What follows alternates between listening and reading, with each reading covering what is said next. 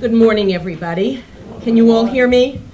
I usually have a very loud voice. I want to first thank our representative, Hakeem Jeffries, for, in a sense, giving us this building, and also for everything he does every day as our elected representative. And I want to thank the League of Women Voters. And I have, basically the League of Women, I was raised on the League of Women Voters. It's been my mother, and I'm so glad that Fanny mentioned PPR, because my mother was in charge of that campaign. When I hear people mention PPR, I know they have to be at least over 35. And in fact, my mother worked so hard for permanent personal registration that the New Yorker magazine wrote a story about her called "They Darn Near Killed Luella." And I know my mother was my role model, but I know it is one of the reasons I became very interested in researching and writing about women's suffrage, because the League of Women Voters came as an organization developed after the National American Women's Suffrage Association. Shirley Chisholm was a member of the League of Women Voters, and I see your wonderful sign that said, "Are you registered?" And if Mrs. Chisholm was alive, she would raise that finger of hers that she would do and say, "Have you all registered to vote?" Because that was something very important for Mrs. Chisholm. I'm the founder and director of the Shirley Chisholm Project of Brooklyn Women's Activism.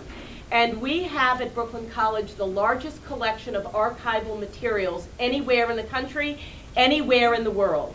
And if any of you want to use our archive for the fun of it, to do research, it is open to the public.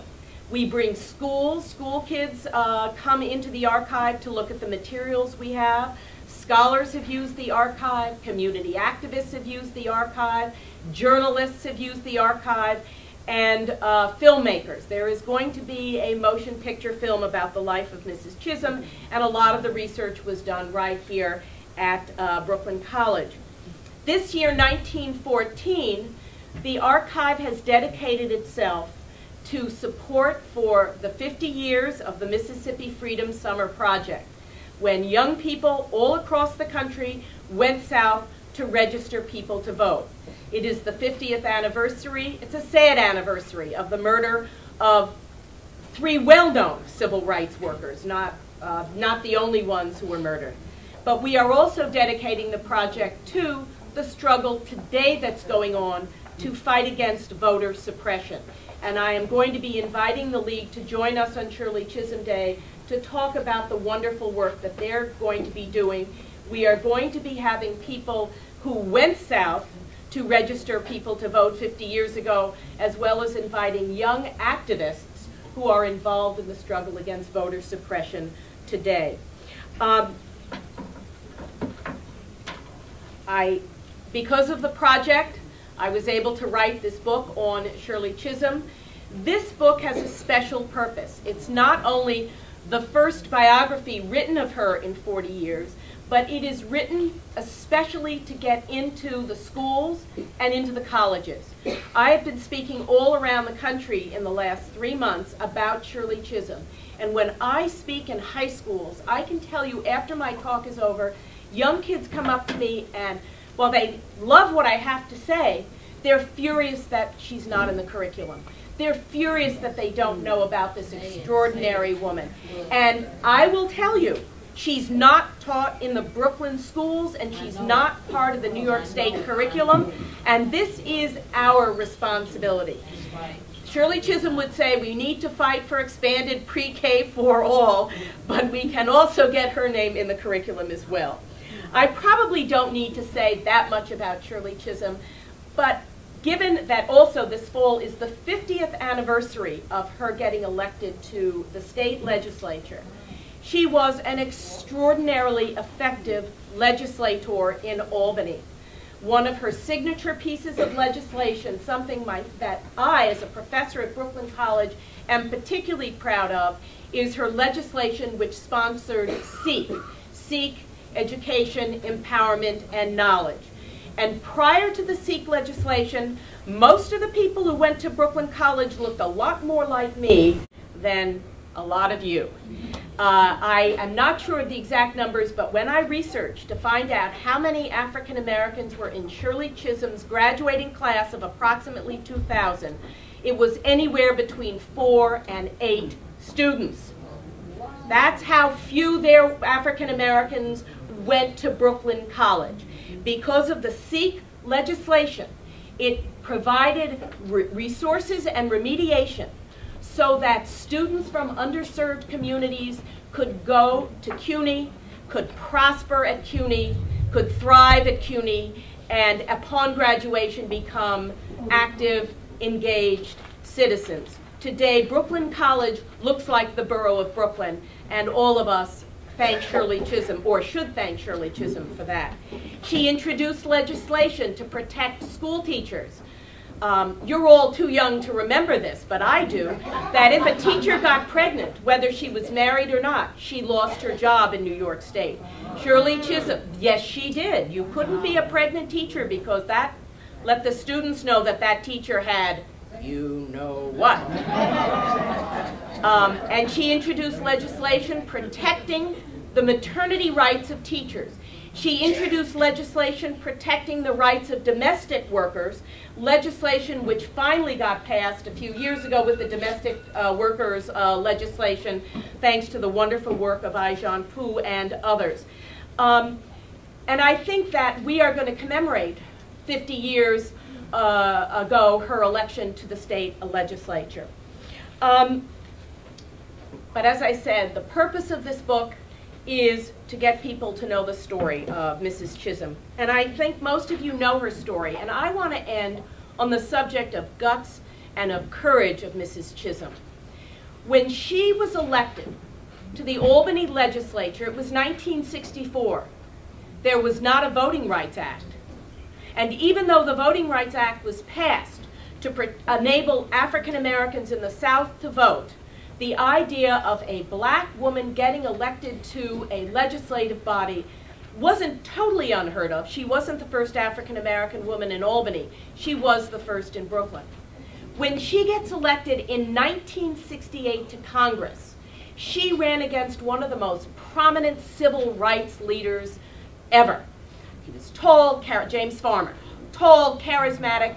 The press did not cover Mrs. Chisholm at all. When Mrs. Chisholm and her staff would call the media, they would say, "Who's she? Just a school teacher. She doesn't count."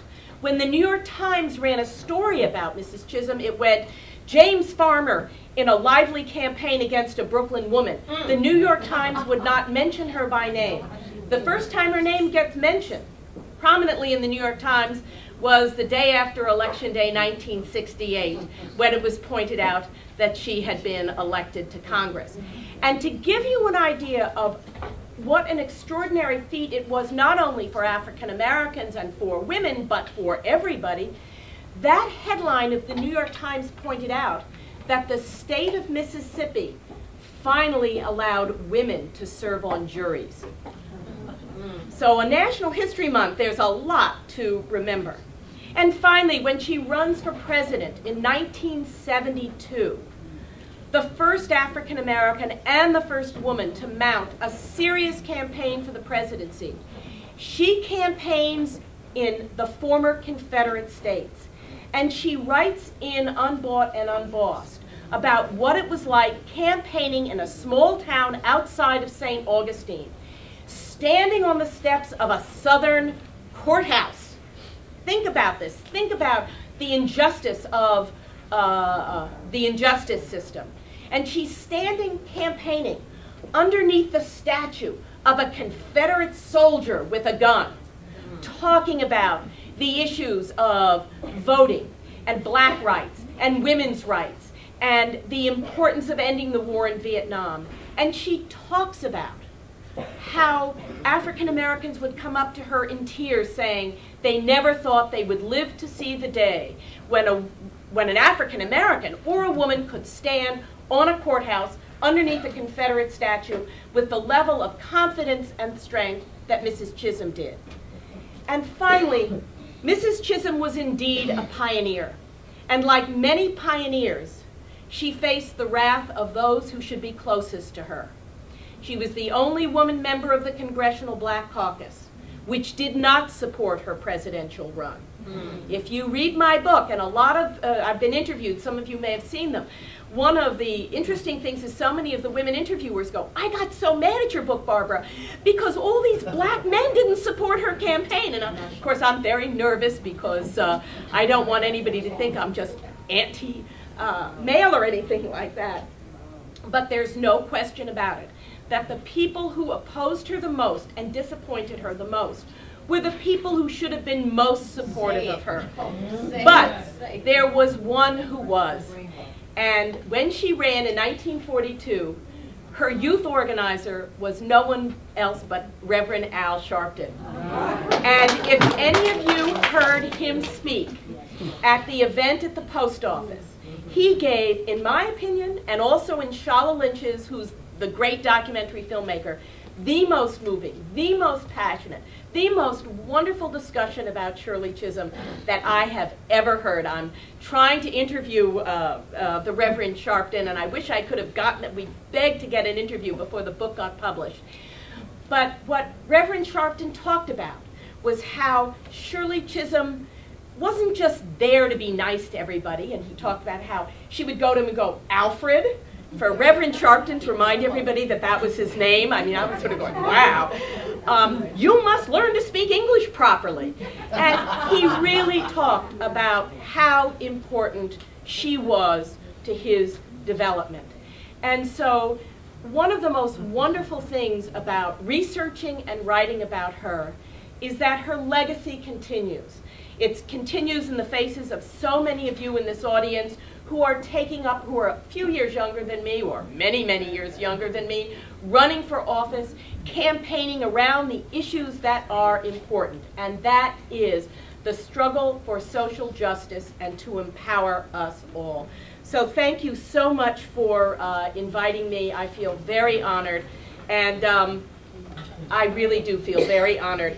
And the proceeds from this book go to the Shirley Chisholm Project. I'm leaving a few extra copies at Congressman Jeffries' office, and I just asked if they do sell anybody, how about the proceeds go to fund the campaign for universal pre-K in New York City.